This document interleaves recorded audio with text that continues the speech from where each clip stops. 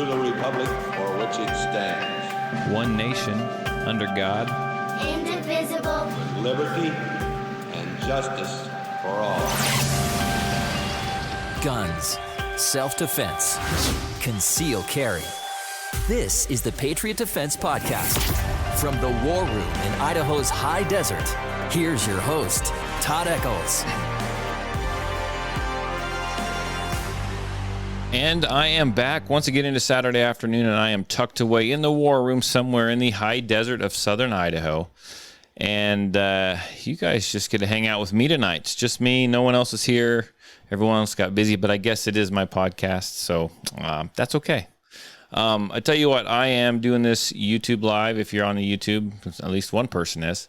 You can see that, but you can comment. I will not be able. I'm not going to try and type and talk at the same time. So I'll respond to any comments that you have. I'll respond to them via the microphone and not necessarily typing stuff in. But thanks for joining us, especially on the Saturday evening. It's good to be back here. I hope everyone had a great week. And I'm already kind of messing up here. I'm already kind of stumbling here. Let me get my notes out here. I will apologize too that there is a fan going in the war room because it is hot in here. There is no AC. If I had an AC in here, you would never be able to hear me. I know you may hear the sound of the fan, but I can edit that out of the audio portion of the podcast. But those on YouTube Live, you're just going to have to deal with it because I'll melt if I don't run the fan. So a couple different things. I had got some main topics, and I got some little bit of news as always. First of all, I want to talk. I want to say I had a class the other day. I had a couple people come over that I know, and they were taking a class from me. And toward the end of the class, actually, we got done with everything, and the guy informed me. He goes, "Hey, have you ever used a flamethrower?" I was like, "Flamethrower? No, I have not. Why?" He goes, "Because I got one on my truck." He goes, "I bought a flamethrower." And I'd never used one before, so we got it out and we had a little fun with it. And we did take some video with it, but it did not turn out well at all. But yeah, I set a bunch of targets on fire. And I tell you what, if you ever be able to get your hands on a flamethrower, do it.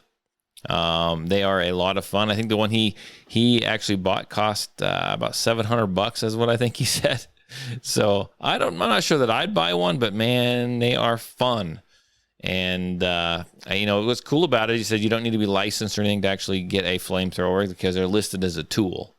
It didn't look like a tool, but it threw lots of flames and it threw a little fireball out. It was pretty impressive, man. I tell you what, those guys will be prepared if the zombies ever show up. I mean, I don't know why else you'd want one of those except for it's just freaking cool to have a flamethrower. He did give me the thumbs up and told me that I could actually borrow that thing whenever I want. So I'm kind of excited about that. But let's see, some new things going on with Patriot Defense. We've actually been a little slow, and I think it's just because people are getting out and doing things. And so it gave me time to kind of, catch up on some stuff and get some other stuff taken care of. But, YouTube is I think it's a pretty big deal still, right? I mean, you can still do gun stuff on YouTube. Maybe you aren't going to get paid for it, but you can still do it. And I was actually thinking, I've been talking about it for about a year about doing some YouTube videos. Just start off with some basic YouTube videos, doing, basic shooting fundamentals, safety, that kind of thing. Just kind of some short videos. And I was wondering if anyone would be interested in something like that if I did that. If they'd be on YouTube, I guess, so they would be free, I guess, which is fine, but I'm still thinking about putting together. But I got a question for you. Does anyone have any experience with making YouTube videos? I mean, is this something that I know I can get a fancier camera and do it with, but if I don't have access to one of those, maybe the quality would be just a smidge different. But is this something I could do on my iPhone? I mean, I've got a little tripod holder thing for the iPhone, and I got like an external mic for it. Is this something I could use my iPhone for? Does anyone know? I mean, could anyone answer that question for me? I mean, I know my YouTube channel is getting filled full of live podcast, live videos, and I know that it's got the audio portions on there and not much else. I think there might be the video where I drug the high point around behind the four-wheeler and then shot it. I think that's one's on there. But I just thought I'd venture into YouTube. I mean, I'm a little late to the party like I am with pretty much everything else. But I thought I'd just kind of throw that. Let me set this here. My fan is blown away in my notes. But I just thought I'd throw that out there. If anyone has any idea how to make decent YouTube videos, maybe an iPhone is the way to go. I don't know. I mean, let me know. I don't want to invest a ton of money into it because I think with it being firearms, I don't know that it'll pay, but I would like to make some and throw them out there and see if people like them. Just got some questions. I'm uninformed on the realm of YouTube videos. Also, another idea that I've been throwing around is this idea of, maybe I brought it up, I don't know if I have, is this idea of making a Patreon account for the podcast. So if you aren't familiar with what a Patreon account is, I will explain to you what it is, and then I'll explain to you why I haven't done it. And maybe it's why I'm not a good businessman. I can teach people to shoot, but running a business, that's something else. But a Patreon account is something that I'd set up, and you could become a Patreon of the podcast. And, I could set up a price, something cheap. I mean, like, I think on some podcast accounts that, Patreon accounts that I've looked at, I mean, people are paying like $1 a month. I think you can get to a point where you can actually, I don't even have to set a price. I think I can just set it out there and you can pick a price and you can donate so much a month. I mean, I'm not sure how it works. I got to look into it more. But what that would provide you with is it would provide me some funds to keep doing some of this. And, if that iPhone camera didn't work, I could do a better iPhone or a better camera. I could get some better podcast equipment. But what the Patreon account would get you is, if you are a Patreon, I would maybe do other episodes or release something, right? You get something in return, more videos, you could get advanced episodes. Something like that. Just kind of was wondering if that would be something that anyone would even be interested in. Now, I have a hard time asking to do that. I feel like I'm going to tell you all about what a Patreon account is, and then I'm going to try and talk you out of wanting to do it. But it's just me. I have a hard time doing stuff and then asking for money for it. But I mean, in all honesty, it's not, if I do it, it wouldn't be much. It's not like you're going to be paying me $100 a month or anything, right? And you could still get the everyday podcast. You just get extra content. If you signed up for Patreon.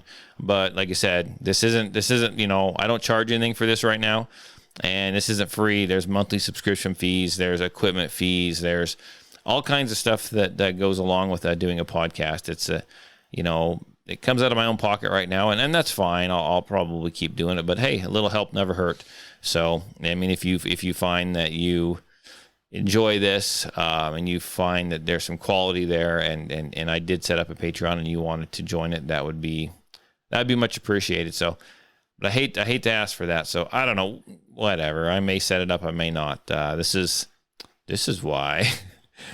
This is Todd gives away too much stuff for free because I'm just like a really nice guy and I like to help people, and I think sometimes it comes around and bites me a little bit, but. Anyhow, I'll jump off that soapbox. Just kind of something I wanted to mention. If you think I should set up a Patreon account, let me know. Let me know in the comments here. You can let me know on Facebook. You can send me a message. You can call me. You can text me. Area code 620-794-6223. That's area code 620-794-6223. Or you can just go to Facebook, find Patriot Defense on Facebook, and you can just shoot me a message there. Just kind of throwing stuff around here, I need to get more on the social medias, and I need to get better at some things. So that's kind of what I'm trying to do. But anyhow, this episode is probably going to be a pretty short episode. But I had something that we talked about on the last podcast. Let me pull up my super duper phone here that I can't live without because I got all my notes in there. So I just posted a question, or I should have posted it 2 days ago. But I didn't. But I had some questions, and it always comes up in my concealed carry classes, and it was a pretty hot topic of conversation in my last concealed carry permit class. And I always talk about making a plan. All right, making a plan when you carry a firearm. Have a plan in place, and that could be a plan of safety in your house, what's going to happen if someone kicks open your door, where your kid's at, who's going to call 911, who's going to have a firearm, are you going to clear the house? I mean, that's a plan, right? Another plan is, where do I carry? Are you going to carry strong side or right side, left side? You're going to carry appendix carry. And if you're going to carry on the right side, What's your plan? Are you going to keep your hand free so you can access your firearm? Hold your wife's hand on the left side, carry the baby carrier in your left hand. I mean, what's your plan, right? My plan is that I'm a strong side shooter. So I will keep my right hand free, carry those grocery bags in my left hand, do this, do that, kind of be prepared. But part of my plan as well is I carry with a round chambered, so a full loaded magazine in there. I rack the slide, I chamber around, and that's the way I carry my firearm. That's always been the way that I carry my firearm. And I do know that, there are quite a few people that actually don't do that. They don't feel comfortable with it. And there's a lot of reasons, and a lot of them raise their eyebrows a little bit when I say that I carry with a round chambered, and they just can't believe that I do that. And there's a few different reasons. And what I'd like to do is I always explain to everyone why I do and how to get used to it. But what I want to do is kind of go over some of the common arguments against common arguments against why someone does not want to carry around in the chamber. And then we'll kind of just talk about them as we go. I think I've got about five written down. So I know on Facebook page, everyone says carry with a round chamber. And I totally agree. And I want people to keep commenting there. You can also comment on this. I'm not monitoring Facebook at the moment. It's just a one-man show right now. But so, common argument number one is the gun may go off inadvertently. Okay, I understand that fear, right? You got a round chambered, you're afraid that gun may go off. Well, let's talk about this. Typically, that gun is not going to fire unless you depress that trigger. Mechanical functions, can cause them to fire without the manipulation of the trigger. That can happen very, very, very rarely. Now, most recently, there was a gun, I think it was a SIG, I believe. It would fire around if dropped in a certain way. Now, most of your firearms got to get certified through different drop tests, and they got to show that, hey, look, they're not going to fire, they're not going to do this. This gun specifically, if you dropped it in a certain way, it would go off. But I'm here to say that if you choose a quality firearm and you maintain it properly, right, clean them more than once a year, you will, the risk of the gun just going off on its own is going to be greatly reduced, pretty much nearly to zero. Honestly, a good quality firearm, they have to undergo so many tests and so much testing that you're going to be good. Now, additionally, if you're going to carry a firearm with a round chambered, you need to do so. In a good quality holster. Now, there's a couple characteristics of holsters, and I've been talking about holsters in a lot of my women's classes because we're drawing from a holster, and a lot of these women they've had to go out and they've had to buy holsters, and so we talk about what makes a good holster because I've seen a lot of bad holsters, and I'd rather teach someone to draw out of a decent holster.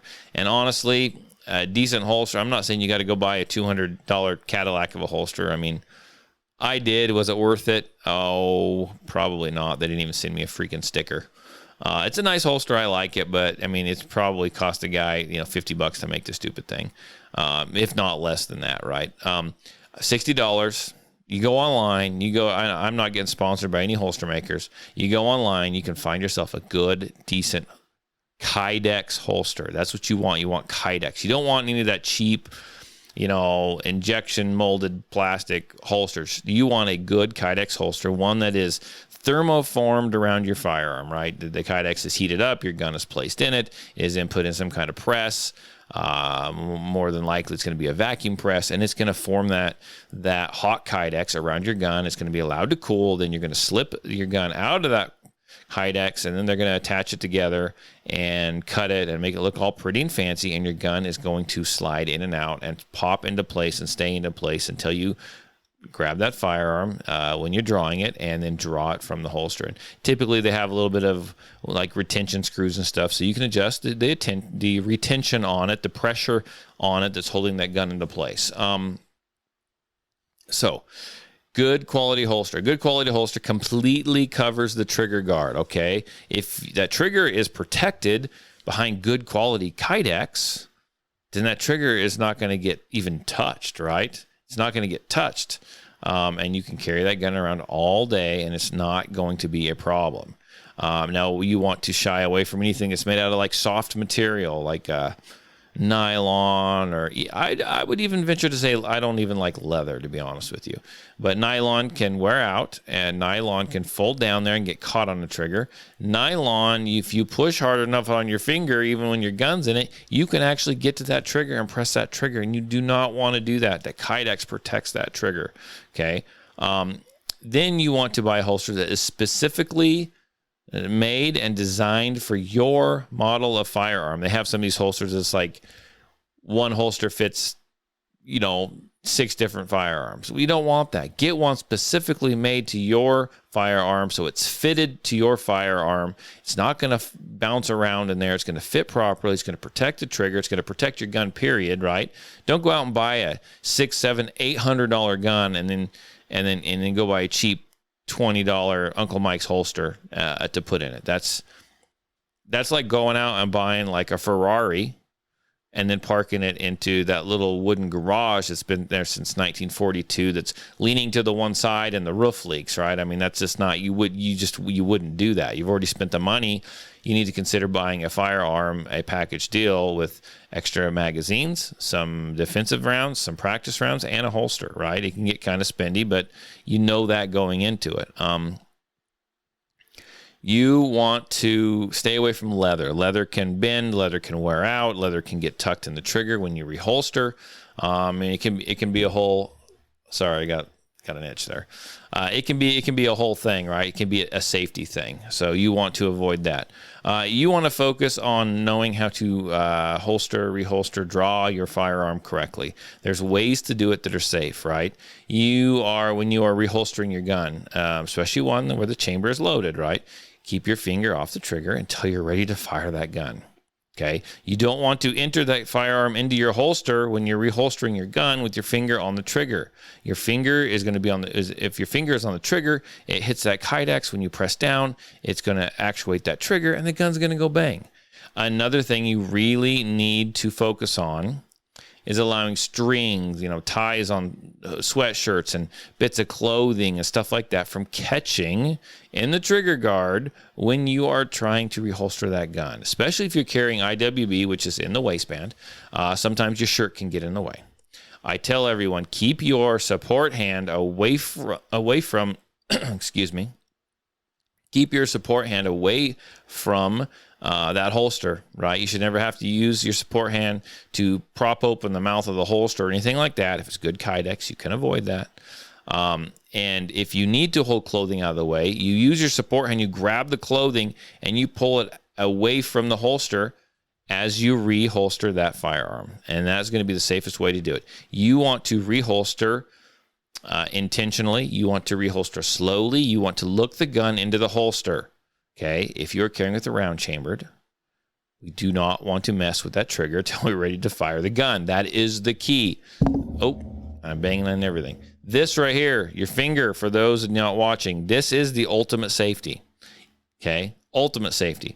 All your firearms, so most modern semi-automatic handguns, especially the ones that are designed for concealed carry, and especially self-defense, are they going to be equipped with internal safety? Safeties that you cannot see, trigger blocks and firing pin, all kinds of stuff, right? All kinds of stuff that do not get released, that do not come off until you're actually squeezing that trigger, okay? So there are lots of safeties in there. So you can rest assured that your gun is not going to go off by itself while it's in your holster, even if you have the trigger protected, okay? Now, I do understand, though, that, safeties can potentially fail. Safeties are mechanical devices. They can potentially fail. Get a good holster, protect the trigger, keep your finger off the trigger, and you're going to be fine. You really are. Typically, when someone shoots themselves in the reholstering, it's not the gun's fault, ever. It's the person's fault. Clothing got in there. They didn't do it right. They tried to do it quick. I've actually seen, and I'm going to, no one is going to be able to see this if you're listening to the audio portion, but I've seen people reholster, look at my finger gun here, reholster and actually, this is their side. They actually are touching their side all the way down like this, pointing the gun at their abdomen to find the holster when they reholster. Don't do that. It's a bad idea, right? You want to look the gun into the holster, watch it go into the holster. Make sure you do it right. Make sure you do it safe. Let's see, where was I at here? I kind of took some notes. I love my phone. I take all my notes on my phone. So now I gotta find my spot. So let me look here. It doesn't take that long to rack the slide. That is another argument for not carrying with a round chamber. It doesn't take that long to rack the slide. There's plenty of videos out there on YouTube that say otherwise, right? I mean, I get excited when I go duck hunting and I hunt with a 12-gauge pump shotgun, and it's probably just me. I get excited when a flock of ducks fly over, right? I jump up, take my first shot. I missed because that's what I do. I rack the slide again. I short stroke it. I jam the gun. The gun jams. My friends all laugh at me. Sorry, I keep rubbing my nose. Allergy season. My friends laugh at me, and I do that over a freaking flock of ducks. Right? A flock of ducks. Right? I get excited. My life is not at risk here. So imagine trying to do that under stress. When you are under stress, you lose stuff like fine muscle movements. I mean, stuff is hard to do. Your blood is pumping to the parts of your body that need it. Your adrenaline is up, and there's a good chance you're going to short stroke that gun and it's going to jam up, and you're wasting time. And we all know that time is valuable. Time is valuable, right? Even though racking your slide to chamber round doesn't take a significant amount of time, sometimes it's just enough. Okay. And you want to save as much time as you can. So there's another scenario where having a round chambered, where you don't have to rack the slide it comes into play. So, I am a young grandpa now, very young grandpa. I've got 3 grandkids, my oldest being 3, the youngest being, I don't know, 1. Maybe just under 1. I'm not sure. But, he's in a carrier. If I am playing grandpa that day and I am in town and I am carrying him, I carry him on the left side, do I really want to set the baby carrier down if I have to draw my gun so I can rack the slide? No, I don't. I want to swing that baby carrier around behind me, shield it, be able to draw my gun with my right hand and engage the threat, right? I want to engage the threat without having to set the baby carrier down, right? Maybe I want to shield my wife. Maybe I want to shield my 7-year-old. I do not want to let go of the hand. I do not want to set the baby carrier down. That's not what I want to do. I do not want to take time to rack the slide. There's too many things at play. There's too much stuff that may happen, right? Another thing. What if racking the slide typically takes 2 hands? I've seen videos where people rack it off a holster, they rack it off their shoe, they rack it off their jeans, and I would say that typically you would use that if like your other hand is you've been shot, you have to do a mag change, maybe you can't use your other hand. I mean, I don't know what other story might be, but what if the altercation goes physical, right? What if the altercation goes physical and you're tied up with your left hand and you've got a gun in your right hand and you can't chamber around, right? You let the guy go with the left hand or let your guard down, he's going to get you. I mean, it'd be nice just to have a round already chambered, right? So that's number 2. Number 3, carrying with one in the chamber for a single action 1911 handgun. So there's a lot of people that like 1911s. I don't get it, but you do you, man. It is what it is, right? If you like 1911s and you can shoot them, then that's fine. If you're okay with the less round count, that's fine. If you're okay with the idea that they may jam up every other shot sometimes, I mean, that's totally up to you. If you're okay with the I don't know. It's not my thing. I just don't. I'd rather go with a good striker fired. That's just me, more rounds. But that's not what we're discussing today. That's another day. Let's see here. So carrying a single action semi-automatic 1911 type firearm, right, with a round in the chamber. So that means on a 1911, since it's single action, that means to carry it properly. You have a round in the chamber, you have the hammer cocked all the way back, and then you have the safety engaged. That is the only firearm that I would say needs a safety. Anything that's single action like that, you need a safety on it, right? Anything, I won't say 1911 is the only firearm that needs a safety. Anything that's going to be single action like that, you're going to carry cock lock ready to go. It needs a safety on it. So you carry that hammer one in the chamber, hammer cocked back and the safety on. That's the way it's supposed to be. It looks dangerous when you see someone carrying one, right? You go, oh my gosh, the hammer's back, and you know that hammer's back, and there's a round in the chamber, and you kind of freak out a little bit. These guns were designed to be carried with a round in the chamber, hammer cocked, and external safety engaged. That's the way they were meant to be, right? People have carried single action pistols for a very long time. If the practice weren't safe, they wouldn't still carry them that way. I mean, they wouldn't carry them loaded. Okay, so that's the way you're supposed to carry a 1911. If you carry a 1911 and you don't carry with a round chambered, are you really a 1911 guru? Are you really a fan of a 1911? Right? I mean, come on, guys. You carry a 1911 because what? History. It won world wars. It did this. It did that. Right? Carry them like you're war heroes. I mean, if you're not, that's ridiculous. So we got to figure that part out. So number 4, I only carry loaded if I have a manual external safety. So, and that's the way some people are. And if that's you, that's you. But I'm going to argue against that. So many guns come with or without external safeties, right? It just depends on the shooter's preference. Sometimes you want a gun so bad you go in and you have an option, but that option that you want is not there, and you want the gun, so you buy it and it's got an external safety on it, right? There's nothing wrong with that, okay? You can train when you draw the gun to be able to kick that safety off, and that's what you should do. Draw the gun, kick the safety off. Sweep the safety off, right? Draw the gun, sweep the safety off. Draw the gun, sweep the safety off, in the middle of the draw, right? You can train for that. It's a muscle memory. It's a neural pathway development thing, right? You can definitely do it, and you can figure it out. If you carry a gun with an external safety, go for it. Do it, right? And if that makes you happy, that makes you happy. I guarantee you those guns are still going to have external safeties, though, right? The rules still apply. Keep your finger off the trigger. That gun will not go bang. I mean, that's just the way it is. You don't want to totally 100% rely on that external safety because, again, just like the internal safeties, it's a mechanical device. So if you like it, you like it. Now, here's the question. Well, I got a question. I'm going to throw the question out, and we'll get back to it, right? I had some comments on the Facebook page when I posted this question. Do you carry with a loaded chamber? If you do, tell me why. If you don't, tell me why.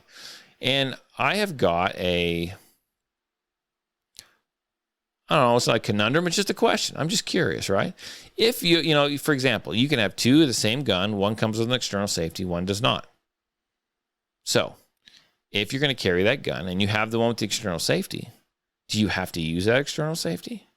My thoughts and my recommendations is, without calling them the firearm manufacturer, is I'm going to carry it the way that the factory sent it to me. So if it's got a safety on it, I am definitely going to engage that external safety when I carry that gun with the round chamber, right? If I get the firearm and it doesn't have an external safety, then I'm not worried about it. But if the safety's there, I'm going to use it. Is that wrong? Excuse me. COVID. I'm kidding. It's not COVID, I promise.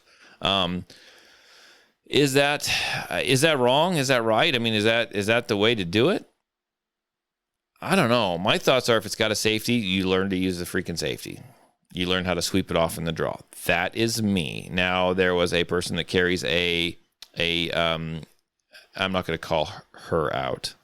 I'm not calling her out because I don't know if it's right or wrong. She said that she carries, I believe she would have to confirm this, but I believe it's a EZ, right? 9mm EZ. Yes, Smith & Wesson 9mm EZ. Now I'm sure they have internal safeties, right? They have an external safety. You can get them with or without, but they also have a grip safety. All of them come with a grip safety. Grip safety being a safety on the back of the grip that when you have proper firing grip of that gun, you have pressed that safety with your hand if you're gripping the gun correctly, and that safety is disengaged and you are ready to fire the gun. Now, she says she carries the round chambered, but she keeps the manual safety off. She feels comfortable with the grip safety. If she carries her other gun, she doesn't worry about it because it doesn't have any safeties. Is that a good thing? She should be using the manual safety, the external manual safety? Frankly, honestly, I have no idea. I do not know. So that is one to think about it. So, so one of the safety rules, well, this is what it says. This is what I have written down. Is it a basic safety rule of violation to carry with a round in the chamber, right? Okay. Keep the weapon unloaded. So the famous organization states, a lot of them do. Okay, there's a big one that we don't talk about them here. Well, we do, but it's not very nicely. They state, keep the weapon unloaded until ready to use. Keep the weapon unloaded until ready to use. Okay, so some people take that a little too far, right? So that's generally correct, but you don't want to just have a loaded gun laying around everywhere, right? You don't want to walk around with a loaded gun in your hand. You don't want to throw a loaded gun just not in a holster and throw it in your gun bag or leave it on your kitchen sink or your dining room table, right? So it's generally correct, but it doesn't apply to a gun being carried for self-defense. Again, if you're going to carry a firearm for self-defense, you have what? You have a decent holster. Now, your carry gun, the one that protects the trigger, your carry gun, in my mind, should be ready to use, right? You don't know, it's going to happen in seconds, right? You have no idea. You need to carry with a round in the chamber. I mean, that's my side of the coin here, and I'll tell you how to get comfortable doing that. So, a lot of people have troubles, right? They have troubles carrying it around in the chamber. It makes them feel uncomfortable. And I'm here to say this. If it makes you feel uncomfortable, why? Typically, I'm going to say that it's a training issue. But my question to you is why? Why does that make you feel uncomfortable? It's because you're breaking a safety rule? Well, you are, but you aren't. I've seen a lot of people think they're breaking safety rules as well when I tell them to fire 7 rounds. And they extend the firearm out there, they get the position, they get the stance, they line up their sights, they squeeze the trigger, bang, and then they immediately they keep the gun extended out there, but they go bang, and then they immediately take their finger off the trigger, set it on the side of the gun. They're following the safety rule. I'm telling them right now that gun is ready to use. You're going to fire 7 rounds, and then you're done. Now, if you fire 1 round and bring the gun back to you and set the gun on the table, well, we need to clear it, but you're going to take your finger off the trigger then. But when you're extending it out, so people take the safety rules, and they're very, very safe, but there's times when they don't come into play like that. So I'll back up. That was a rabbit trail. But if someone wants to learn how to carry a firearm and try to get comfortable carrying a firearm with a round chamber, do this. Okay. I don't suggest doing this in public per se, right? Do this at your house. If you got a couple days you're at home, weekend, just an evening, whatever. Just take your gun, unload it. And put your holster on, take your gun, unload it. We're talking take the mag out, empty the chamber. Don't even put a magazine in it, right? Empty the gun, put the ammo in another room. Now you have a completely empty firearm. Unload it, okay? Now we all know how to dry fire. You dry fire, you squeeze the trigger, it goes click, that's the dry fire, and then you have to reset the trigger by racking the slide again. I want you to make sure that trigger, the gun is cocked, the magazine is pulled back, that trigger is reset and is ready to go. You rack that slide, that trigger's reset. Then I want you to holster that firearm. I want you to put that firearm in your holster. Hopefully it's a good quality Kydex holster. And then I want you to walk around. Go mow the lawn. Go do whatever. Do your honeydew. Sit on the couch. Whatever it is you're doing that day. Do it for hours. Do it all day. And then at the end of the day, you have that unloaded gun. It's still in your holster. It's still on your person.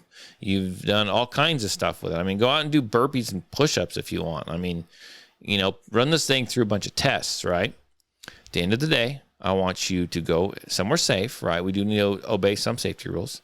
We need to point the gun in a safe direction. Or you need to draw the firearm, point it in a safe direction. And then I want you to go ahead. We know the gun is unloaded, right? It didn't load itself. And then I want you to go ahead and put your finger on that trigger, and I want you to dry fire that gun. Now, if it clicks, what does that mean? That means that the gun didn't magically try and fire itself. That trigger wasn't depressed while it was in your holster all day. And that should help you get comfortable with it. If for some reason you've reset that trigger and you put it and you carry it in your holster and you carry it all day, and you take the gun out and that trigger doesn't click and for some reason it's not reset anymore, what does that mean? That means you've got a problem with your firearm. That means you've got a problem with your holster, and we need to switch some stuff up, right? But that, almost guarantee you, it's not going to happen, right? That trigger is going to be right where you left it. It's not going to go bang. It's not going to go off. That's my suggestion, right? Takes some getting used to it. You've got to get comfortable with it. That's part of it, right? That's why I call it a training issue. You need to train yourself. You need to get the training to get a quality gun. You need to get the training to get a quality holster.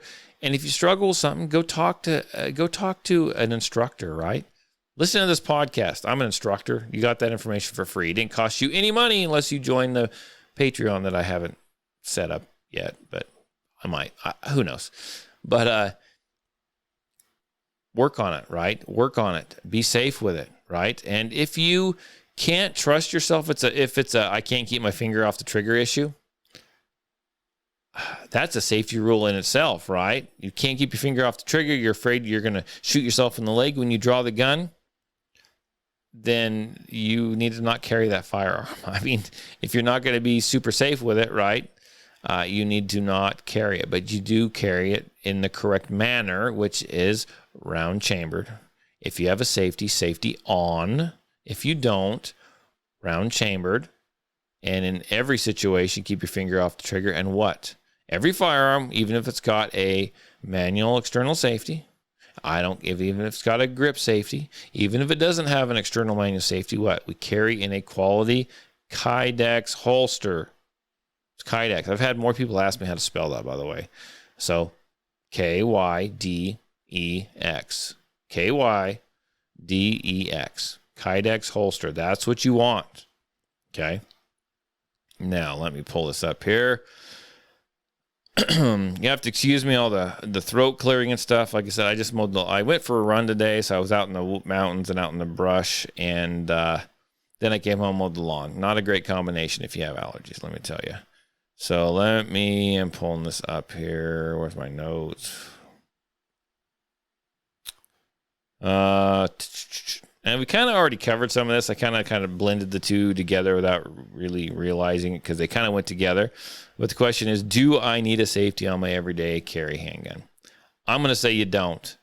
Unless it's a single action 1911 or something like that comes with a safety that's required, like a 1911, to have a safety. I don't think you do. If it makes you feel extra safe, do it by all means. But you have to train with that, right? You have to train to get the safety off when you draw the firearm. Practice with it. Train with it. They're all a little different. Most all your safeties on your handguns that I've seen are massive. They're big. It's not going to be a problem to sweep it off on the draw. Now, while you're drawing the gun, you've got to have some help, get some training, and figure out where the best spot is to kick that safety off, take that safety off, right? You don't want to come to the full extent, full arm extension, and then all of a sudden, click, safety comes off and you're ready to go. You want to actually be able to fire that gun mid-draw if you have to. So that safety needs to come off pretty quickly, and you need to keep your finger off the trigger, or the gun can go bang. Really, that's all it boils down to, right? A manual external safety can be, certain things. So it can be a lever switch safety. It can be a backstrap grip safety. It can be a trigger safety. Those triggers look like they got a little extra flap in the middle. That's your little trigger safety. So once you put your finger on that trigger correctly and you're in firing mode, you will fire that gun successfully. Trigger safety is there to keep that trigger from snagging on stuff, right? It's to help slow down the snag on stuff. But if you're drawing right, you won't snag that trigger. If you pay attention to what you're doing, you can avoid all this stuff. You will not snag your trigger. You will keep your finger off the trigger. You will have a good quality holster. I know I keep saying that, but it's really that simple. It is really that simple. So there's some other notes on here. Let me look here. I can't find them. Let's see. Let me look here. Let's see. Okay, so there was a video. I can't remember the video. It's a video of a guy that was drawing on a target. He was drawing his gun on a target. He was right up in front of the target, and he was drawing his firearm. And he ended up drawing the gun. I'm not laughing, but he ended up drawing the gun. He ended up shooting himself, like right in the foot or the leg or the knee or something like that. It was a mid-draw, right? And this is what he said. This guy, this video showed up on YouTube, and he posted about a year after his incident. He'd been thinking about this, and this is what he said. He said that if he had had a safety on his gun, that would not have happened. Right? If he'd had a safety on his gun, that wouldn't have happened. Well, here's the thing. If you kept your finger off the freaking trigger, that wouldn't have happened. If you were safe with it, that wouldn't have happened. You broke a safety rule. That's on you. If you are nervous about your finger, that's a training issue. It's a basic safety rule. Keep your finger off the trigger. It's really that simple. It's really that easy. Practice, practice, practice. Now, let's get off this topic. Let's go back to, real quick, we're not going to go back really, but we're going to talk about ammo. We haven't talked about ammo for a while. I still am getting people saying, ammo's so hard to find, ammo's so hard to find. You know what? I call bull crap on that. You can find it online now, people, and the price is way down. I can go online. It's not normal price, but I think it might be the new normal. You can buy a 50-round box of 9mm, literally $19, a little over $19 for 50 rounds. That's Target ammo. And there's multiple places online that you can find it. And they 300,000, 400,000, 500,000 rounds in stock. There's places I've been checking every day for the last month and a half, 2 months, and they've had ammo every time I've checked. Every single time I've checked. Now, are you finding it at your stores? Possibly not. From what I'm hearing, you're not. Go online, man. Go online and get it. It's there. I'm not trying to drive you away from small businesses, but if you want ammo, it's there. And for all those people that have bought a bunch of ammo and you're afraid to shoot it, you're afraid to use it, go out and practice a little. I'm not saying you got to go out and blow 1,000 rounds on the weekend, but get out and do something. 20 rounds, 50 rounds, take a class. Do something, right? Those skills, they degrade over time. I've seen it. I just had a concealed carry class last weekend, and I've seen it, right? People come in, they've shot all the time, but I used to shoot all the time. I know how to do this. I've been shooting for years. But maybe it's been a year since they've actually shot. It shows, man. It shows, right? You forget where to put your hands. You forget how to grip the gun, all that stuff. It shows. Get out and put some rounds down range. You really need to. We've been going on a little over a year now, that people quit shooting because of ammo panic and the pandemic. And so I think we had the COVID pandemic, and then we had the ammo pandemic. That's what we had. And since the ammo pandemic started, people haven't been going out and shooting, man. It's time. It's time to get back out there again. It really is. We don't know what's coming. I don't want to get into the politics part of it here, right? I'll leave that for the Cajun Cowboy and his podcast. Let me look this up here. He's going to kill me. Where can you find his podcast? You can find it on Spotify. You can find it on iTunes, and you can look up. Oh man, he's going to be so mad at me. Look at this. Sorry, Cajun Cowboy. Where's it at? Why did I forget its name? You can look up Forgotten American podcast, right? If you want to hear all about politics and what's going on. But I think I would say they're probably trying for another lockdown, honestly, right? Go out and shoot a little. Do something while you can. Get out there. Get it done.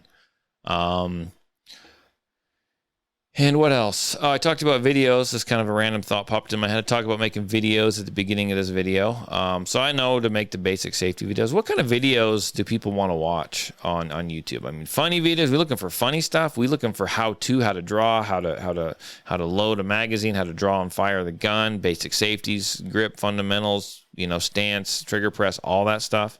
I mean, I can obviously do those, but what are people looking for, right? I'm trying to expand my YouTube channel a little bit and get some more subscribers. I'm up to 114.